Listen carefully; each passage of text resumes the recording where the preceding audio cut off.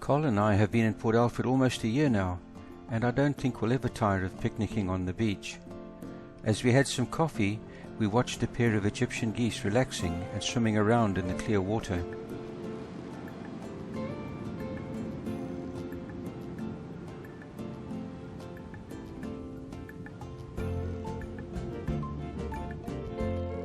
A pied kingfisher popped in, and a family walked past as a kelp gull watched the beach for snacks.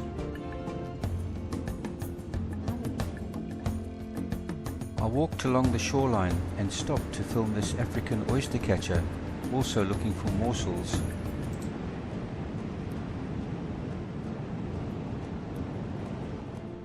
Continuing on to Kelly's Beach, I stopped a few times to look at the sea. I always find the wave action on the rocks mesmerizing and relaxing.